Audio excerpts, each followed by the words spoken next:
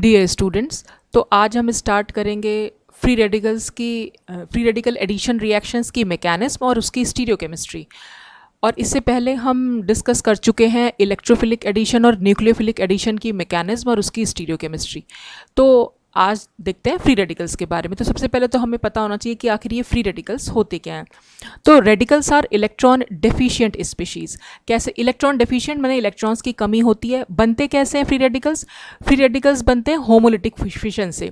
जैसे सपोज अगर हमारे पास क्लोरीन का मॉलिक्यूल है, ठीक है, क्लोरीन के मॉलिक्यूल पर अगर लाइट डाली जाए, ठीक, तो ये क्या होगा, इस तरह से टूट जाता है ये ऐसे। मतलब क्लोरीन का मॉलिक्यूल में क्या बॉन्ड होगा, क्लोरीन और क्लोरीन के बीच में एक कोवलेंट बॉन्ड होगा, ठीक है। तो ये क्लोरीन का एक इलेक्ट्रॉन है और इस वाले क्लोरीन का ये इलेक्ट्रॉन है। तो जब इनके बीच में होमोलिटिक फिशन होता है तो ये इस तरह से फिशन होता है कि ये क्लोरीन अपना इलेक्ट्रॉन लेके और ये वाला क्लोरीन अपना इलेक्ट्रॉन लेके अलग हो जाते हैं। तो इस तरह से इन क्लोरीन जो दो क्लोरीन फ्री रेडिकल हमारे पास फॉर्म होते हैं। फ्री रेडिकल मतलब यहाँ पर इनके पास एक एक अनपेयर्ड इलेक्ट्रॉन होगा। तो ये इलेक्ट्रॉन डेफिशिएंट स्पीशीज़ होती हैं जिन पर इलेक्ट्रॉन्स की कमी होती है। तो ये हो जाते हैं हमारे फ्री रेडिकल्स। अब यही फ्री रेडिकल्स कैसे एडिशन रिएक्शन शो करते हैं एल्कीन के साथ, वही सब हम आज डिस्कस करने जा रहे हैं।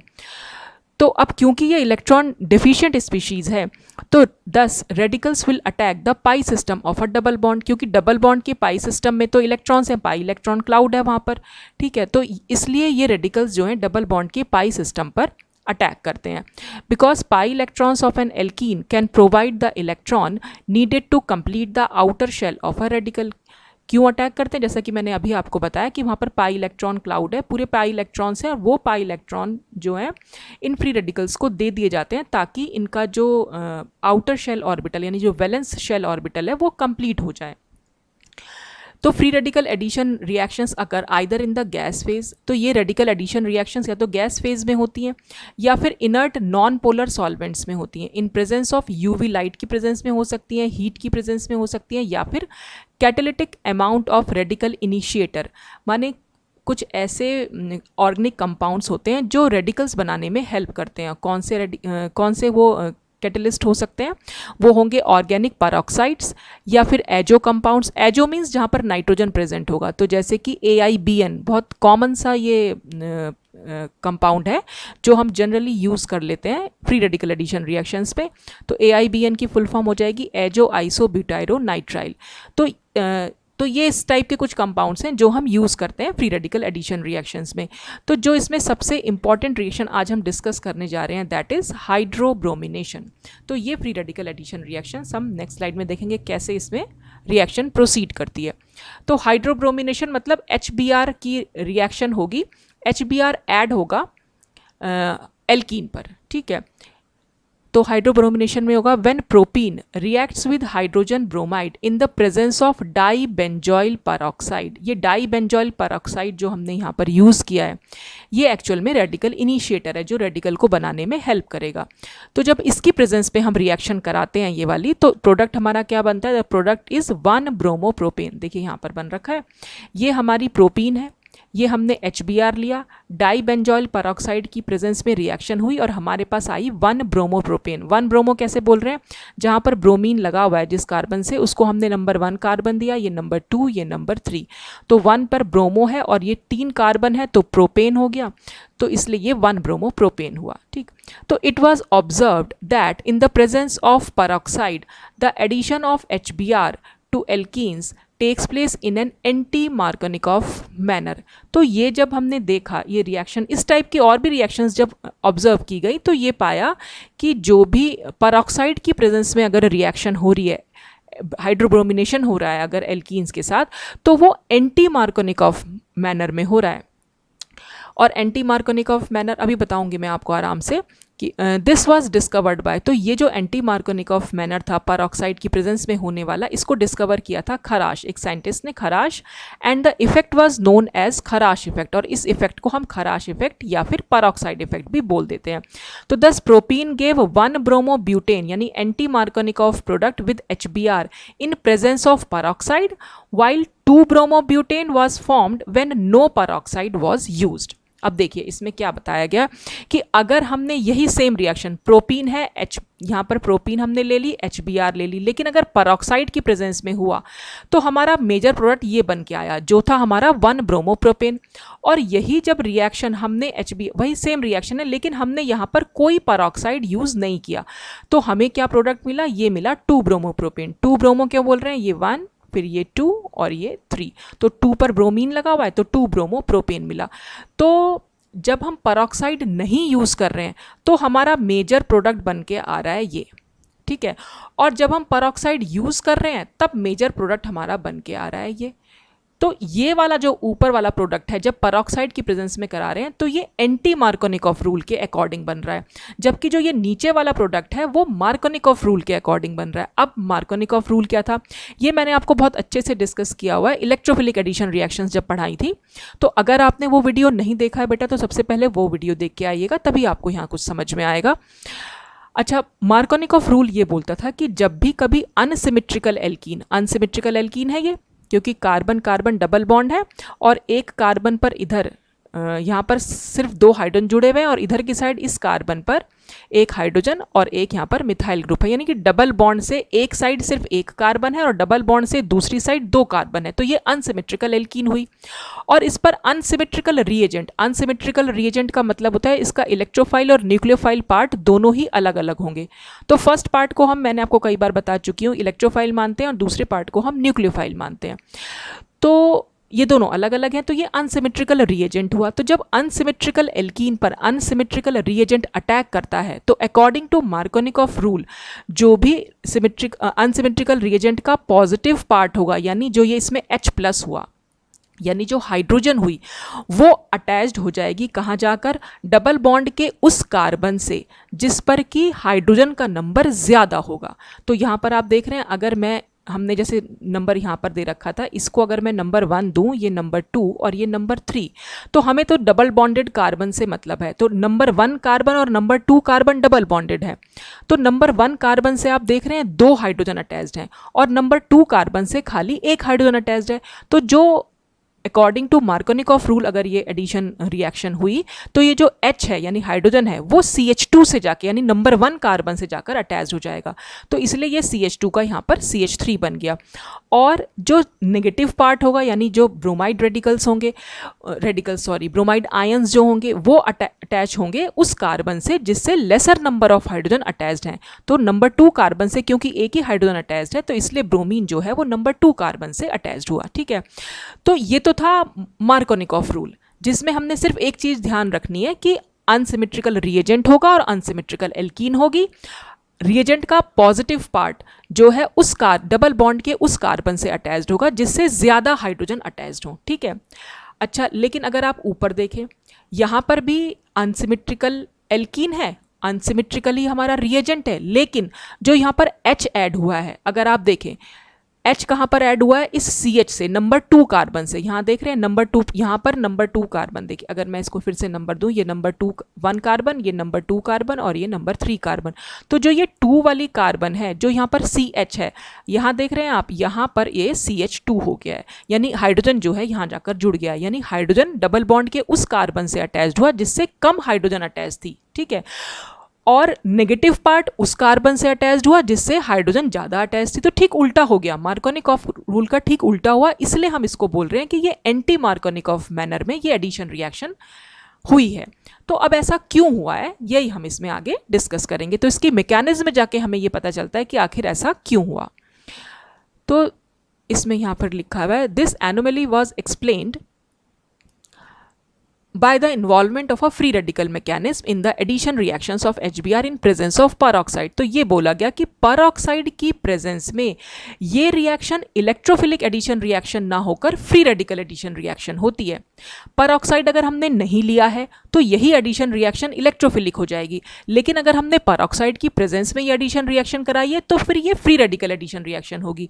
तो इसकी जो मैकेनिज्म होती है, इस मैकेनिज्म में फ्री रेडिकल की मैकेनिज्म में 3 स्टेप्स हम इसमें यूज़ करते हैं। पहला स्टेप इनिशिएशन होता है, दूसरा स्टेप प्रोपोगेशन और तीसरा फिर टर्मिनेशन। तो इनिशिएशन मतलब रिएक्शन स्टार्ट कैसे होगी।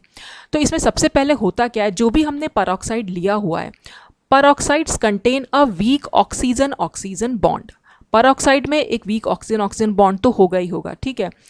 तो homolytic dissociation of peroxide into radicals occurs by heat और लाइट की प्रेजेंस में जो ये हमने परऑक्साइड लिया हुआ है ये हमारा क्या है, बेंजॉइल परऑक्साइड हो गया यहाँ पर, डाई बेंजॉइल परऑक्साइड जो हमने लिया था अपना परऑक्साइड जो हमने लिया था जिस कैटलिस्ट की तरह से। तो ये जो यहाँ फॉर्मूला लिखा है डाई बेंजॉइल परऑक्साइड का, और इसमें हमें यहाँ दिखाई दे रहा है ऑक्सीजन ऑक्सीजन बॉन्ड। तो ये ऑक्सीजन पर क्योंकि लोन पेयर है, इस वाले ऑक्सीजन पर भी लोन पेयर है, ठीक है। और ये लोन पेयर में क्योंकि रिपल्शन होता है और रिपल्शन की वजह से ये बॉन्ड थोड़ा सा वीक पड़ जाता है, तो हीट या लाइट की प्रेजेंस में क्या होगा, ये यहाँ पर होमोलिटिक फिशन हो जाएगा। होमोलिटिक में क्या होता है, दोनों ही एटम्स हमारे सेम होते हैं, और क्या होगा यहाँ पर जो बॉन्ड टूटेगा वो इस तरह से टूटेगा कि ये जो ऑक्सीजन के बीच का बॉन्ड था ये वाला, यहाँ पर ऑक्सीजन का एक इलेक्ट्रॉन इन्वॉल्व था, इस पर भी ऑक्सीजन का एक इलेक्ट्रॉन इन्वॉल्व था। जैसे ये बॉन्ड टूटेगा ये ऑक्सीजन अपना इलेक्ट्रॉन लेके और ये ऑक्सीजन अपना इलेक्ट्रॉन लेके अलग हो जाएंगे। तो हमारे पास क्या आ जाएगा, बेंजॉइल परऑक्साइड परऑक्सी रेडिकल आ जाएगा। देखिए 2 मोल्स बनेंगे C6H5CO और ये वाला O, और इस ऑक्सीजन के ऊपर ये जो हमने यहाँ बना दिया है ये रेडिकल बना दिया है, ठीक है। और ठीक ऐसे ये वाला भी बन जाएगा C6H, इधर वाला मतलब ये जो मैंने लाइन खींच दी है यहाँ जो फिशन हो गया है, ये 2 हमारे पास रेडिकल्स मिल गए, 2 मोल्स बन गए हैं इस रेडिकल के, तो इसलिए हमने यहाँ पर 2 लिख दिया है, ठीक है। और जैसे ये बेंजॉइल परऑक्सी रेडिकल बनता है, फिर क्या होता है, the सब्सटीक्वेंट abstraction of hydrogen atom from HBr by this radical results in Br radical, यानी ब्रोमीन रेडिकल बनेगा। तो जैसे ही ये वाला बेंजॉइल परऑक्सी रेडिकल बना, ये हमारे रिएजेंट पर अटैक करता है जो हमने HBr लिया हुआ है। तो जब ये फ्री रेडिकल इस पर अटैक करता है तो HBr के बीच में भी जो बॉन्ड बना हुआ है उसमें भी हमारा फ्री रेडिकल की फॉर्म में ये बॉन्ड जो है मतलब इसका बॉन्ड जो है ब्रेक होता है। तो ये हाइड्रोजन का ये एक इलेक्ट्रॉन है और ये ब्रोमीन का एक इलेक्ट्रॉन है, और यहाँ पर फिर से ये इस तरह से फिशन होगा कि हाइड्रोजन अपना इलेक्ट्रॉन लेके और ब्रोमीन अपना इलेक्ट्रॉन लेके अलग हो जाएगा। तो इस तरह से फ्री रेडिकल यहाँ पर फॉर्म होते हैं। तो यहाँ हमें मिल जाएंगे H डॉट यानी H फ्री रेडिकल और Br फ्री रेडिकल, ठीक है। और यहाँ पर ऑक्सीजन के ऊपर एक इलेक्ट्रॉन है, तो ये ऑक्सीजन क्या करता है, इस H के साथ बॉन्ड बना लेता है, क्योंकि इसके पास भी एक इलेक्ट्रॉन है यहाँ पर जो फ्री रेडिकल की फॉर्म में हमने दिखाया, जिसको हम फ्री रेडिकल बोल रहे हैं, और यहाँ पर भी एक अनपेयर्ड इलेक्ट्रॉन है। तो ये O और ये H आपस में मिल जाएंगे, तो यहाँ पर O और H के बीच में एक बॉन्ड फॉर्म हो जाएगा, ठीक है। तो इस तरह से हमें यहाँ पर ये एसिड मिल जाता है, और फिर क्या बचेगा, ये जो ब्रोमीन रेडिकल है वो हमें एज इट इज़ मिल जाएगा। अब देखिए हमारे पास तो ये 2 रेडिकल्स थे, H डॉट था और ये Br डॉट था। तो यहाँ पर भी ऑक्सीजन के ऊपर एक इलेक्ट्रॉन था, तो ये ऑक्सीजन तो भाई Br के साथ भी बॉन्ड बना सकती थी और ये H के साथ भी, तो क्योंकि दोनों ही बॉन्ड बना सकती थी, लेकिन क्योंकि OH बॉन्ड ज़्यादा स्ट्रांग होता है OBr के कंपैरिजन में, तो इसलिए ये OH बॉन्ड यहाँ पर फॉर्म होता है। तो यहाँ पर जो ये बॉन्ड फॉर्म हुआ ये OH बॉन्ड फॉर्म होता है और ब्रोमीन रेडिकल हमें एज इट इज़ मिल जाता है, ठीक है। तो ये था इनिशिएशन, रिएक्शन जो है स्टार्ट हुई है। तो जो भी हमारे परऑक्साइड्स होते हैं सबसे पहले वो टूटते हैं, उनमें होमोलिटिक फिशन होता है, फिर वहाँ से हमें फ्री रेडिकल मिलता है, फ्री रेडिकल फिर रिएजेंट पर अटैक करता है और रिएजेंट भी रेडिकल की फॉर्म में ही ब्रेक होता है, और फिर बस उसके बाद ये इस तरह से हमें एक नया फ्री रेडिकल यहाँ पर मिल जाता है जो ब्रोमीन फ्री रेडिकल है। अब नेक्स्ट स्टेप क्या होगा, नेक्स्ट स्टेप होगा प्रोपोगेशन, मतलब रिएक्शन जो है आगे बढ़ेगी, एक चेन रिएक्शन यहाँ पर फॉर्म हो जाती है। तो अब जो ये ब्रोमीन रेडिकल है ये हमारी एल्कीन पर अटैक करेगा, ठीक है, क्योंकि ब्रोमीन अटैक करेगा, क्योंकि ब्रोमीन फ्री रेडिकल है, तो इस पर उसका ऑक्टेट तो कंप्लीट है नहीं, वो भी तो इलेक्ट्रॉन डेफिशिएंट स्पीशीज़ है, तो उसे इलेक्ट्रॉन चाहिए, और इलेक्ट्रॉन उसे यहाँ पर जो डबल बॉन्ड है यानी जो पाई इलेक्ट्रॉन सिस्टम है वहाँ पर दिखाई दे रहे हैं। तो ये फिर यहाँ पर क्या होता है, इसकी प्रेजेंस में ये पाई बॉन्ड जो है ब्रेक होता है। अब ये पाई बॉन्ड भी कैसे बना हुआ है, इस कार्बन का एक इलेक्ट्रॉन है और इस कार्बन का एक इलेक्ट्रॉन है, तो जब ये ब्रेक होगा तो ये कुछ इस तरह से ब्रेक होता है कि ये तो CH3 एज इट इज़ है, ये CH है, एक सिंगल बॉन्ड जो सिग्मा बॉन्ड बचा रह गया, ये CH2, और इस कार्बन पर भी एक इलेक्ट्रॉन है और इस कार्बन पर भी एक इलेक्ट्रॉन है, मतलब जो ये पाई बॉन्ड था यहाँ पर वो अब ब्रेक हो गया है, ठीक है। तो इस तरह से जब ये ब्रेक होता है तो एक Br जो रेडिकल है हमारा वो किसी दोनों से अटैच्ड हो सकता है, ठीक है। अगर हम उसे CH2 से अटैच्ड कर दें तो देखिए हमारे पास क्या बन के आएगा, CH3, ये CH डॉट तो ऐसा ही रह जाएगा, और हमने इसे CH2 से ऐड कर दिया, तब तो हमारे पास ये बन के आ गया यानी ये वाला एल्काइल फ्री रेडिकल बन गया, इसको हम एल्काइल फ्री रेडिकल बोल रहे हैं। और कौन सा फ्री रेडिकल बनेगा? ये सेकेंडरी फ्री रेडिकल बना, क्योंकि जिस कार्बन पर इलेक्ट्रॉन है वो कार्बन इधर एक कार्बन से और इधर एक कार्बन से अटैच्ड है, क्योंकि वो दो कार्बन से अटैच्ड है, तो ये हमारे पास सेकेंडरी फ्री रेडिकल बनेगा। तो एक सिचुएशन तो हो सकती है ये। दूसरी सिचुएशन ये हो सकती है कि ये जो ब्रोमीन फ्री रेडिकल है वो इस CH से भी अटैच हो सकता है, ठीक है। तब हमारे पास क्या सिचुएशन बनेगी? तब हमारे पास बनेगी CH3 CH, यहाँ पर आ जाएगा Br और ये हो जाएगा CH2 और इसके ऊपर इलेक्ट्रॉन। तो ये हमारा कौन सा बना? जिस कार्बन पर इलेक्ट्रॉन है यानी अनपेयर्ड इलेक्ट्रॉन है वो सिर्फ एक ही कार्बन से अटैच्ड है, तो ये बना प्राइमरी फ्री रेडिकल। तो रिएक्शन क्योंकि जो ज़्यादा स्टेबल फ्री रेडिकल होगा उसके थ्रू प्रोसीड करती है, तो इसलिए ये हमारा जो बनता है, इससे जो सेकेंडरी फ्री रेडिकल से बनता है हमारा मेजर प्रोडक्ट और प्राइमरी से बनता है हमारा माइनर प्रोडक्ट। तो हम सिर्फ मेजर प्रोडक्ट के बारे में डिस्कस कर रहे हैं, तो इसलिए हमने यहाँ पर सिर्फ जो रेडिकल दिखाया एल्काइल फ्री रेडिकल वो सेकेंडरी दिखाया है, ठीक है। अब क्या होगा? इसके बाद जब ये जो एल्काइल फ्री रेडिकल बना ये हमारा फिर से HBr पर अटैक करता है। HBr फिर से वैसे ही टूटेगा, H पर एक डॉट और Br पर एक डॉट, ठीक। और ये H, क्योंकि अब H को ऐड होना है तो ये H जो है इस CH से जाकर जुड़ जाएगा, क्योंकि इस कार्बन के पास भी एक इलेक्ट्रॉन है और इस H के पास भी एक इलेक्ट्रॉन, तो कार्बन और हाइड्रोजन के बीच में बॉन्ड बन जाएगा, तो ये CH जो है CH2 में चेंज हो जाता है। तो इस तरह से हमारा जो प्रोडक्ट बन के आया वो 1 ब्रोमोप्रोपेन बन के आया और ये ब्रोमीन रेडिकल हमें फिर से मिल जाएगा। जब तक ये ब्रोमीन रेडिकल हमें मिलता रहेगा तब तक ये प्रोपोगेशन स्टेप चलता रहेगा। ये ब्रोमीन रेडिकल फिर एक नए एल्कीन पर फिर से अटैक करेगा, तो पहली रिएक्शन फिर से होगी, फिर उसके बाद दूसरी रिएक्शन होगी, फिर ब्रोमीन रेडिकल बनेगा, फिर से पहली रिएक्शन होगी, फिर दूसरी, तो ये प्रोपोगेशन स्टेप चलता रहता है, एक चेन रिएक्शन बनती चली जाती है।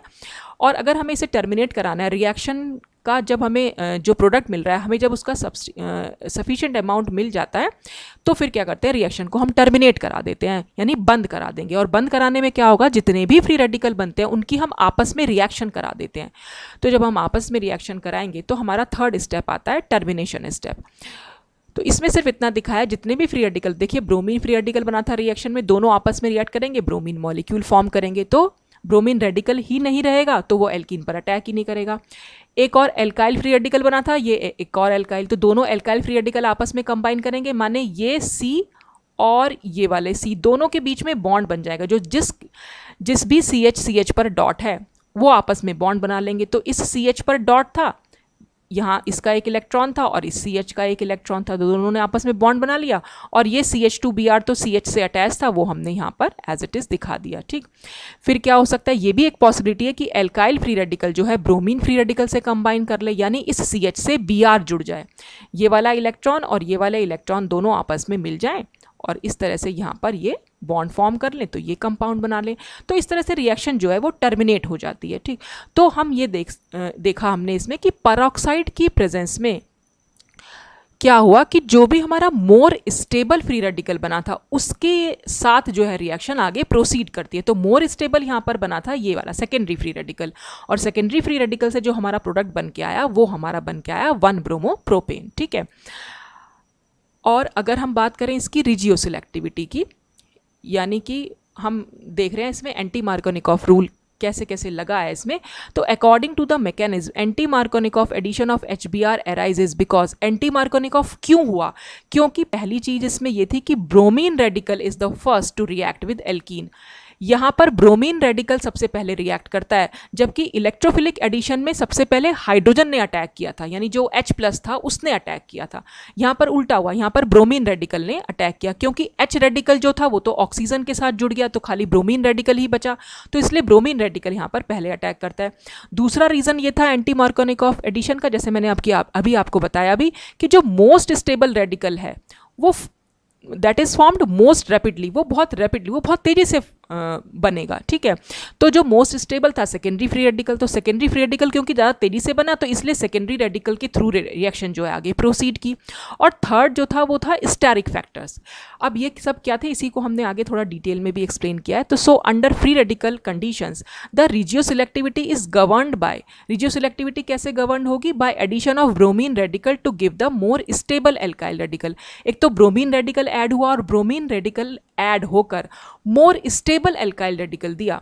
जैसे कि मैंने अभी आपको दिखाया भी कि यहाँ पर जो बना था ये हमारा मोर स्टेबल रेडिकल बना था।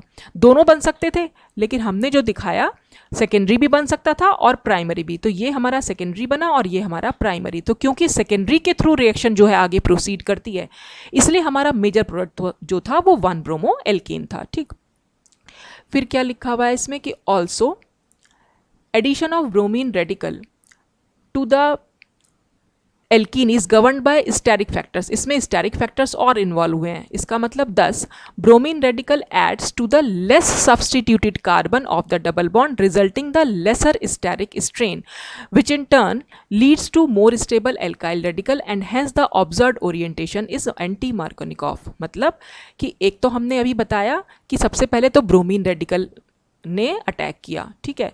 दूसरा ये कि ब्रोमीन रेडिकल ऐड होने के बाद जो हमारा alkyl free radical most stable था वो सेकेंडरी था। और तीसरी चीज़ थी कि ब्रोमीन रेडिकल इस CH2 से ही क्यों अटैच्ड हुआ। वो इसलिए अटैच्ड हुआ क्योंकि देखो बेटा, अगर मैं यहाँ पर फिर से एक बार CH3, ये CH, ये डबल बॉन्ड CH2 बनाऊं, तो आप देख रहे हैं इस वाले कार्बन से सिर्फ 2 ही हाइड्रोजन अटैच्ड हैं, और जबकि इस वाले कार्बन से एक तो हाइड्रोजन अटैच्ड है और एक ये बल्कि ग्रुप अटैच्ड है CH3। यानी इसको अगर मैं इस तरह से खोल के दिखाऊं, C डबल बॉन्ड C, यहाँ पर एक H है, ये एक H है, यहाँ पर एक CH3 है और एक H है। तो अब अगर ब्रोमीन को ऐड होना है, यानी ब्रोमीन रेडिकल को अटैक करना है, तो जाहिर सी बात है वो यहाँ पर अटैक करना ज़्यादा प्रेफर करेगा। क्यों? क्योंकि इस वाले कार्बन पर तो एक बल्कि ग्रुप यहाँ पर जुड़ा हुआ है, तो यहाँ पर ब्रोमीन भी अपने आप में बल्कि है, तो वो इस पोजीशन पर ना जाकर इस वाली पोजीशन पर जुड़ना ज़्यादा प्रेफर करेगा, जिससे हमारे पास स्टेरिक स्ट्रेन जो है कम मिलेगा इस मॉलिक्यूल में, ठीक है। तो इसीलिए यहाँ पर ये बात बोली गई है। और जब ये ब्रोमीन रेडिकल जुड़ जाएगा लेस सब्स्टिट्यूटेड कार्बन से, तो फिर हमारे पास एक मोर स्टेबल एल्काइल रेडिकल जो सेकेंडरी रेडिकल था वो निकल के आएगा, और इसीलिए यहाँ पर एंटी मार्कोनिकॉफ ओरिएंटेशन हमें देखने को मिलता है। जैसा कि मैंने यहाँ पर नेक्स्ट में दिखाया हुआ भी है कि हमारे पास एल्कीन थी, एल्कीन से ये ब्रोमीन रेडिकल अटैच्ड होना था, तो अटैच क्योंकि ये पाई जो बॉन्ड है वो तो इस तरह से टूटेगा कि इस पर भी इलेक्ट्रॉन होगा और इस पर भी इलेक्ट्रॉन होगा, तो ब्रोमीन इससे भी जुड़ सकता है और इससे भी जुड़ सकता है। तो जब वो इससे जुड़ेगा यानी CH से जब जुड़ेगा, तब तो हमारा बनेगा ये प्राइमरी फ्री रेडिकल। तो CH2 पर तो एज इट इज़ रह जाएगा ये वाला इलेक्ट्रॉन, और ये ब्रोमीन का इलेक्ट्रॉन तो आपस में बॉन्ड बना लेंगे, तो CH पर Br आ जाएगा। तो ये वाले CH पर यहाँ पर Br आ गया, और जब ब्रोमीन रेडिकल इस वाले CH2 से जुड़ेगा तो हमारा सेकेंडरी फ्री रेडिकल बनेगा, और सेकेंडरी फ्री रेडिकल ज़्यादा स्टेबल होता है, उसी से रिएक्शन फिर आगे प्रोसीड करती है। तो इसमें एंटी मार्कोनिकॉफ ओरिएंटेशन या रिजियो सिलेक्टिविटी किस बेसिस पर हुई, वो इसीलिए कि सबसे पहले तो ब्रोमीन रेडिकल ने अटैक किया, दूसरा ये कि ब्रोमीन रेडिकल जो है लेस हिंडर्ड साइड पर अटैक करता है, यानी इस कार्बन और इस कार्बन में ये वाला जो कार्बन है वो लेस हिंडर्ड है, क्योंकि यहाँ पर सिर्फ 2 ही हाइड्रोजन अटैच्ड है, यहाँ पर एक बल्कि ग्रुप भी अटैच्ड है, तो यहाँ पर अटैच नहीं करेगा ब्रोमीन, यहाँ पर करेगा, और इस पर अटैक करने के बाद मोस्ट स्टेबल रेडिकल भी यहाँ पर फॉर्म होके आ रहा है, तो इसलिए रिएक्शन जो है हमें एंटी मार्कोनिकॉफ देखने को मिलती है। ठीक, अब हम बात करते हैं इसकी स्टीरियोकेमिस्ट्री की। तो at room temperature the radical addition of HBr to an alkene is stereo selective and not stereo specific. मैंने आपको बताया भी था, स्टीरियो स्पेसिफिक रिएक्शन जितनी भी इलेक्ट्रोफिलिक एडिशन रिएक्शन हमने पढ़ी वो स्टीरियो स्पेसिफिक थी। मतलब क्या था कि सिस अगर था कोई, हमने अगर सिस रिएक्टेंट लिया है तो वो सिर्फ 1 टाइप का प्रोडक्ट देगा, या तो वो सिस देगा या फिर वो ट्रांस देगा, कोई दोनों में से एक देगा। और अगर हमने ट्रांस लिया है तो वो भी कोई एक ही टाइप का प्रोडक्ट देगा, या तो वो सिस देगा या ट्रांस देगा, दोनों कुछ नहीं देगा। तो इस टाइप की रिएक्शन स्टीरियो स्पेसिफिक होती है। जबकि स्टीरियो सिलेक्टिव रिएक्शन में अगर हमने कोई आइसोमर लिया हुआ है तो वो सिस भी देगा और वो ट्रांस भी देगा। ट्रांस आइसोमर लिया है तो वो सिस भी देगा और ट्रांस भी देगा, दोनों का देगा अमाउंट, चाहे किसी का ज़्यादा किसी का कम, लेकिन दोनों, यानी एक मेजर बनेगा और एक माइनर बनेगा। लेकिन स्टीरियो स्पेसिफिक रिएक्शन में खाली एक ही प्रोडक्ट बनता है। तो यहाँ पर यह बात की जा रही है कि रूम टेम्परेचर पर रिएक्शन स्टीरियो सिलेक्टिव है, यानी हमें दोनों टाइप के प्रोडक्ट देखने को मिलेंगे, सिस भी मिलेगा और ट्रांस भी मिलेगा, यानी सिन प्रोडक्ट भी मिलेंगे और एंटी प्रोडक्ट भी मिलेंगे। और आगे लिखा हुआ है ऐसा क्यों है कि बिकॉज सिस और trans alkenes give mixture of both syn and anti products. दोनों टाइप के प्रोडक्ट मिलते हैं, सिन को आप सिस भी बोल सकते हैं, एंटी को आप ट्रांस भी बोल सकते हैं, ठीक है। तो सिन और एंटी प्रोडक्ट्स दोनों मिलते हैं। और ऐसा क्यों हुआ होगा कि perhaps after the formation of alkyl free radical there is a time for the radical to rotate about the carbon carbon sigma bond. देखिए यहाँ पर अगर आप देखें, ये जो हमारा फ्री रेडिकल बन के आया, ये जो हमारा एल्काइल फ्री रेडिकल बन के आया है, ये वाला, ठीक है। यहाँ पर इसमें ये बात की गई है कि जो हमारा ये बना है फ्री रेडिकल, इसमें जो कार्बन कार्बन सिंगल बॉन्ड है, सिंगल बॉन्ड यानी सिग्मा बॉन्ड के अराउंड जो है रोटेशन हो सकती है, और रोटेशन होने की वजह से यहाँ पर हमें सिन और एंटी दोनों टाइप के प्रोडक्ट्स जो हैं वो देखने को मिल रहे हैं। अब वो कैसे मिल रहे हैं वो मैं आपको अभी यहाँ पर एक्सप्लेन करती हूँ। देखिए यहाँ पर हुआ क्या है,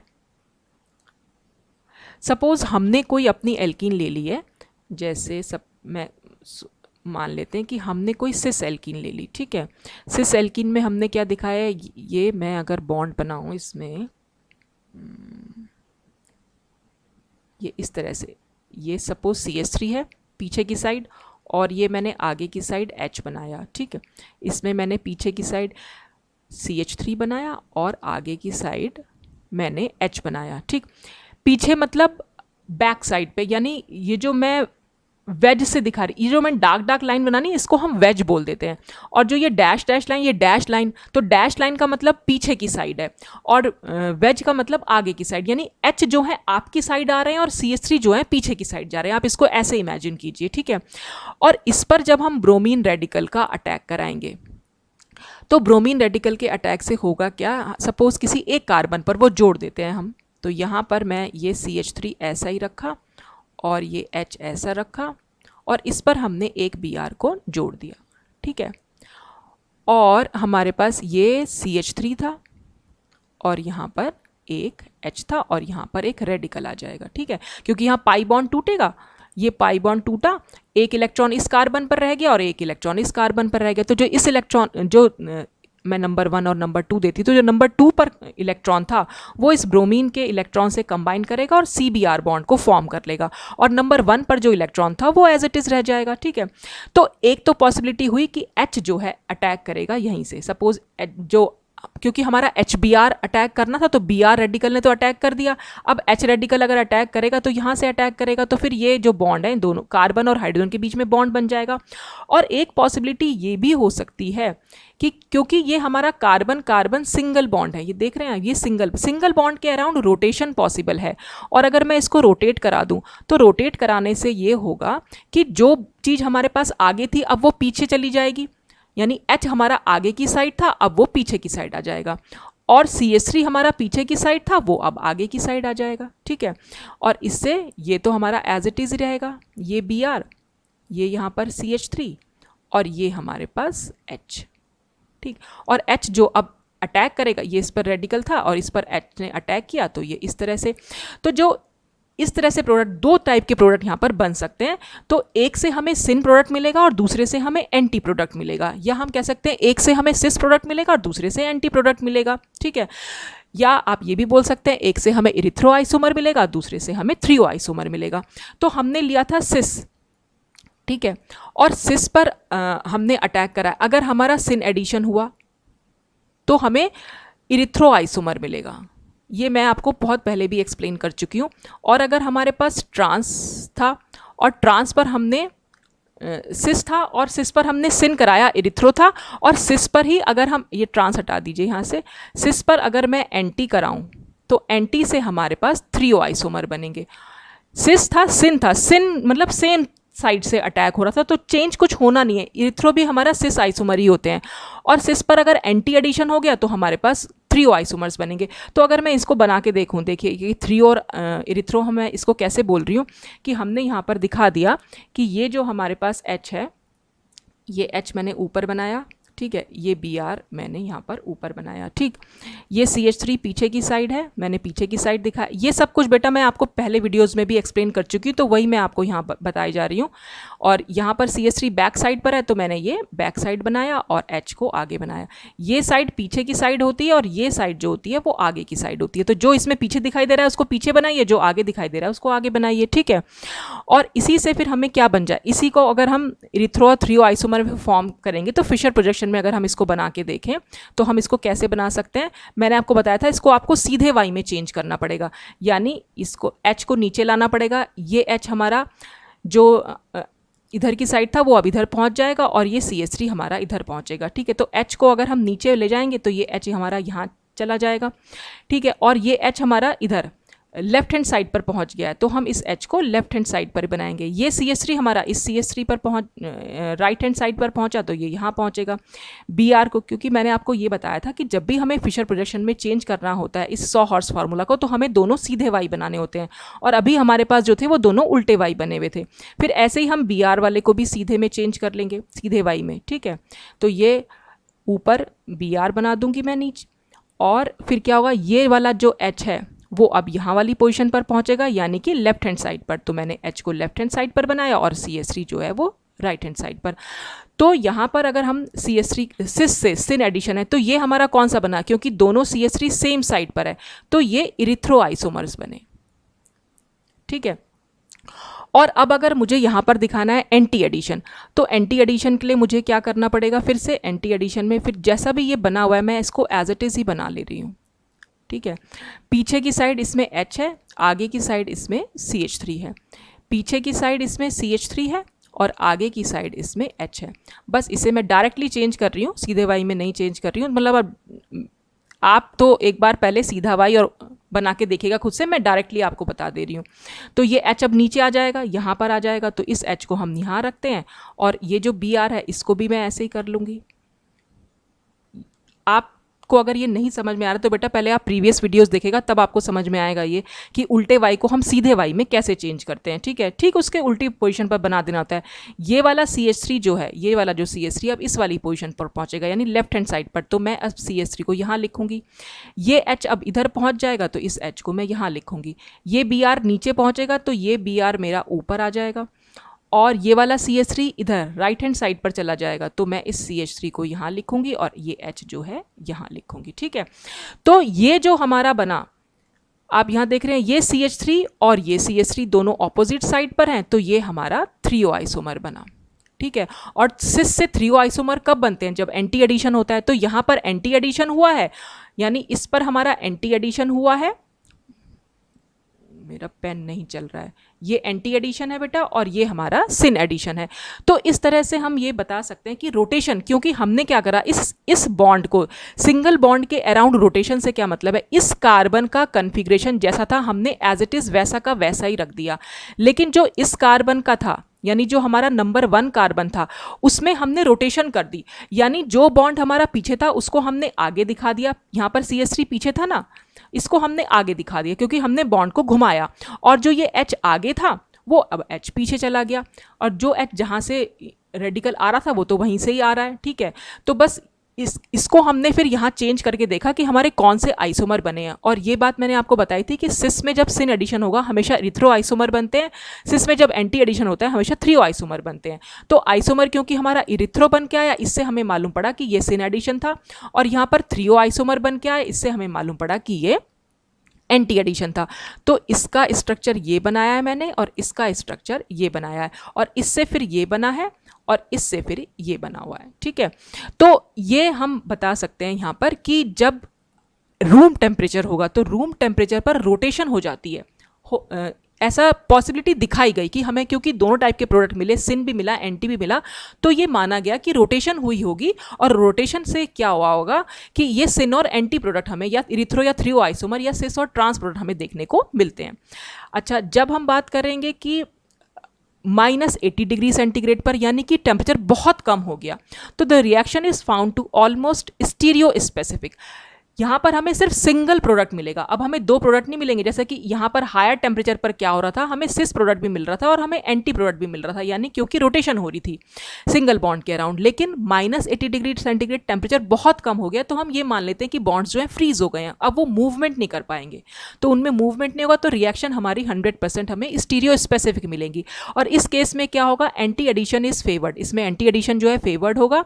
सिन एडिशन हमें यहाँ देखने को नहीं मिलेगा, जिससे हमें क्या मिलेगा, ट्रांस एल्कीन से हमें इरिथ्रो प्रोडक्ट मिलेंगे और सिस एल्कीन से हमें 3O प्रोडक्ट मिलेंगे। और इसकी स्टीरियो स्पेसिफिसिटी को हम एक्सप्लेन कर सकते हैं किसके बेसिस पर, कि ये मानकर कि यहाँ पर ब्रिज इंटरमीडिएट बना होगा। और वो ब्रिज इंटरमीडिएट कैसे बना हुआ वो हम यहाँ पर अपनी नेक्स्ट पेज पर जो मैंने पूरा इसको एक्सप्लेन किया हुआ है, देखिए ये हमारी हमने सिस एल्कीन ले रखी है, इसमें इसको आप ऐसे दिखा दीजिएगा, ये डैश से बना हुआ है, ठीक है। ब्रोमीन रेडिकल ने अटैक किया, तो ब्रोमीन रेडिकल जैसे ही इस पर सपोज यहाँ पर ब्रोमीन रेडिकल ने अटैक कर लिया, तो इस पर हमारे पास एक इलेक्ट्रॉन तो बचा, क्योंकि पाई बॉन्ड को हमने टूटता हुआ दिखाया, तो एक इलेक्ट्रॉन इस पर गया, एक इलेक्ट्रॉन इस पर गया, तो ब्रोमीन रेडिकल का जो इलेक्ट्रॉन था, इस इलेक्ट्रॉन और इस इलेक्ट्रॉन के बीच में बॉन्डिंग हो गई, इस पर अभी इलेक्ट्रॉन है। और ब्रोमीन के पास लोन पेयर ऑफ इलेक्ट्रॉन तो होते ही हैं। मैंने आपको बताया भी था कि जैसे नॉन क्लासिकल कार्बोकैटायन, मैंने बताया था कि जब कार्बोकैटायन बन जाता है क्लासिकल, और अगर हमारे पास जो भी हमारा रिएजेंट का पार्ट ऐड हुआ था, अगर उसके पास लोन पेयर ऑफ इलेक्ट्रॉन हो, तो वो ब्रिज्ड कार्बोकैटायन फॉर्म कर सकता है। तो ऐसे ही यहाँ पर भी एक ब्रिज्ड इंटरमीडिएट फॉर्म हो सकता है, क्योंकि इसके पास लोन पेयर तो है ही, तो ये एक इलेक्ट्रॉन और इसका कार्बन के पास भी एक इलेक्ट्रॉन है ही, तो ये यहाँ पर बॉन्ड फॉर्म कर लेगा, और ब्रोमीन के पास एक रेडिकल जो है, यानी एक इलेक्ट्रॉन एज इट इज रह जाएगा, जो मैंने यहाँ पर इसमें दिखा भी रखा है। यहाँ पर ये ब्रोमीन के पास बना रह गया। तो ये इस तरह से एक ब्रिज्ड जो है इंटरमीडिएट यहाँ पर फॉर्म हुआ। अब इस पर H डॉट जो है अटैक करेगा। अब H डॉट कैसे अटैक कर सकता है? अगर H डॉट अटैक करेगा यहाँ कार्बन नंबर 1 से, तो क्या होगा, ये बॉन्ड इस तरह से ब्रेक होगा कि ये ब्रोमीन रेडिकल 2 नंबर पे ऊपर की साइड, और कार्बन जो इस नंबर 1 कार्बन पर H आया नीचे की साइड से, तो ब्रोमीन इस नंबर 2 कार्बन पर चला जाएगा ऊपर की साइड से, तो उससे हमें मिल जाएगा ये वाला प्रोडक्ट, ठीक है। और अगर कार्बन का अटैक, जो H रेडिकल का अटैक हुआ अगर कार्बन नंबर 2 पर, मान लीजिए यहाँ से अटैक हुआ, तब ये बॉन्ड टूटेगा इस तरीके से, यानी ब्रोमीन जो पार्ट था हमारा, ब्रोमीन जो है वो जुड़ जाएगा कार्बन नंबर 1 से ऊपर की साइड से, और जो H डॉट है वो कार्बन नंबर 2 पे नीचे की साइड से जुड़ेगा। तो वो हमने यहाँ पर नीचे की साइड से जोड़ा हुआ है, और इसमें ब्रोमीन जो है ऊपर की साइड, ऐसे इसमें ब्रोमीन ऊपर की साइड है तो ये नीचे की साइड। तो अगर आप इसको, जैसे मैंने अभी आपको बनाना बताया है, उसके बेसिस पर देखेंगे तो ये आपको मिलेंगे 3O प्रोडक्ट। तो ये हमारा क्या था, स्टार्टिंग में हमने लिया था सिस, और सिस पे हमने शो किया एंटी, और एंटी से हमें मिलता है, क्योंकि एंटी एडिशन है, उल्टा एडिशन है, तो सिस का भी उल्टा ही बनता है, यानी ट्रांस बनेगा। और ट्रांस क्या होता है हमारा 3O। ये बात भी मैंने आपको पहले बहुत समझाई थी कि 3O में T होता है, ट्रांस में भी ट्री होता है, तो इस तरह से आप इसको ध्यान रख सकते हैं कि T फॉर 3O और T फॉर ट्रांस, और एंटी तो उल्टा होता है, तो इसलिए सिस का उल्टा बनता है, ठीक है। और इसी सिस पर और अगर हम ट्रांस ले लेंगे सपोज, ठीक है, क्योंकि हम तो एंटी एडिशन ही दिखा रहे हैं, अब सिन की तो बात ही नहीं कर रहे हैं, और ट्रांस पर अगर हम एंटी दिखाएंगे तो ट्रांस का भी उल्टा ही बनेगा, और ट्रांस का उल्टा क्या होता है, सिस। और सिस हम किसको बोलते हैं, इरिथ्रो आइसोमर को। तो इसीलिए जो नीचे बने हैं, ये जो यहाँ पर ये वाला जो एडिशन दिखाया है, इसमें हमें इरिथ्रो प्रोडक्ट मिलेगा, क्योंकि अब की बार हमने क्या ले रखा है, ट्रांस एल्कीन ली हुई है। देखिए पीछे की साइड CH3 है और आगे की साइड CH3, तो ये तो ट्रांस एल्कीन हुई, जबकि ऊपर वाले में दोनों CH3 जो थे बैक साइड पर थे, पीछे की साइड थे, इसलिए ये सिस एल्कीन थी। ये हमारी सिस एल्कीन है और ये हमारी ट्रांस एल्कीन है, ठीक है।